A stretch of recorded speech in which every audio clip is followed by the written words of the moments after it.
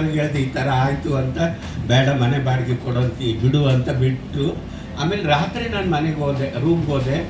ಅವಾಗ ರಾತ್ರಿ ಮಲ್ಕೊಂಡಾಗ ನಿದ್ದೆ ಬರ್ತಾ ಇಲ್ಲ, ತಂದೆ ತಾಯಿ ಸೇರಲಿಲ್ಲ, ಬಂಧು ಬಳಗ ಸೇರಲಿಲ್ಲ, ಭಿಕ್ಷೆ ಬೇಡ್ಕೊಂಡು ತಿಂದರೆ ಜನಗಳು ಸೇರ್ತಾ ಇಲ್ಲ. ನಾನು ಇರಬಾರ್ದು ಅಂತ ನಿರ್ಧಾರ ಮಾಡಿ ಮನೆಯಿಂದ ಟ್ರೈನ್ ಓಡಾಡ್ತಿತ್ತು. ಟ್ರೈನಿಗೆ ಬಿದ್ದು ಬಿಡೋಣ ಹೋಗಿ, ಅಲ್ಲಿ ಪೀಸ್ ಆಗ್ಬಿಡ್ತೀನಿ, ಅಲ್ಲಿ ಪೀಸ್ ಆದರೆ ಬದುಕ್ಸೋಕ್ಕಾಗಲ್ಲ, ವಿಷ ಕುಡಿದು ಬದುಕಿಸಿದ್ರು, ಅಲ್ಲಿ ರೈಲಿಗೆ ಬಿದ್ದರೆ ಬದುಕ್ಸೋಕ್ಕಾಗಲ್ಲ ಅಂತ ನಿರ್ಧಾರ ಮಾಡಿದೆ.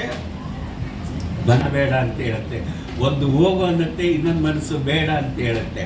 ಹಂಗೆ ನನಗೆ ಸಾಯಿ ಹೋಗು ಅಂತ ಒಂದು ಮನಸ್ಸು ಹೇಳ್ತಾ ಇತ್ತು, ಇನ್ನೊಂದು ಮನಸ್ಸು ಬೇಡ ನೀನು ಬದುಕು, ನಿನಗೆ ಯಾರು ಚೀತು ಅಂದಿದಾರೋ ಅವರಿಗೆ ಬದುಕಿ ತೋರಿಸು ಅಂತ ಇನ್ನೊಂದು ಮನಸ್ಸು ಹೇಳ್ತಾ ಇತ್ತು. ಆ ಎರಡೂ ಮನಸ್ಸನ್ನು ಒಟ್ಟಿಗೆ ಮಾಡಿ ಸಾಯಬಾರ್ದು ಅಂತ ನಿರ್ಧಾರ ಮಾಡಿ ಒಂದು ಚೊಂಬಿನ ತುಂಬ ನೀರು ಕುಡಿದು ಬೆಡ್ಶೀಟ್ ಹೊದ್ಕೊಂಡು ಮಲ್ಕೊಂಡವಳು ಅವತ್ತಿಂದ ಇವತ್ತಿನವರೆಗೆ ಸಾಯೋ ಪ್ರಯತ್ನನ ಮಾಡಿಲ್ಲ. ಮಕ್ಕಳಿಗೆ ಇವತ್ತು ಬೆಳಗ್ಗೆ ಹೇಳಿದೆ, ನಾನು ಇದೇ ಕಥೆನೇ ಹೇಳಿದೆ ಮಕ್ಕಳಿಗೆ. ಜೀವನದಲ್ಲಿ ಏನೇ ಒಂದು ನೋವಾಗಲಿ, ನೀವು ಓದುವಾಗ ನಂಬರ್ ಹೋಗ್ಲಿ, ಗಂಡ ಒಂದು ಮಗು ಕೊಟ್ಟು ಸತ್ತು ಹೋಗ್ಲಿ, ಅಥವಾ ಹೆಂಡತಿ ಮದುವೆ ಆಗಿ ಹೆಂಡತಿ ಸತ್ತು ಹೋಗ್ಲಿ, ಅಥವಾ ಲವ್ ಮಾಡಿದ ಹುಡುಗಿ, ಆ ರೀತಿ ಮಾಡಬೇಡ್ರಿ. ಈ ಮನುಷ್ಯ ಜನ್ಮ ಹುಟ್ಟಿರೋದು ಸುಲಭಲ್ಲ, ನಾವು ಹುಟ್ಟಿದ್ದೀವಿ, ಇದರಲ್ಲಿ ಏನಾರು ಮಾಡಿ ಸಾಧಿಸ್ಬೇಕು.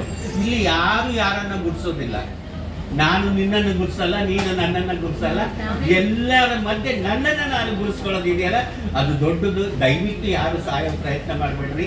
ನಾನು ಅವತ್ತೊಂದು ಚೊಂಬು ನೀರು ಕುಡಿದೀನಿ, ಇವತ್ತು ಮಂಜಮ್ಮನ ನೆನಪು ಮಾಡಿಕೊಂಡು 1 ಲೀಟರ್ ನೀರು ಕುಡಿದು ಮೌನವಾಗಿ 10 ನಿಮಿಷ ನಿಂತ್ಕೊಂಡ್ಬಿಟ್ರಿ, ಮಂಜಮ್ಮನ ಥರ ಸಾಧಕರಾಗ್ತೀರಾ ಅಂತ ಮಕ್ಕಳಿಗೆ ಹೇಳಿದ್ದೀನಿ ಇವತ್ತು.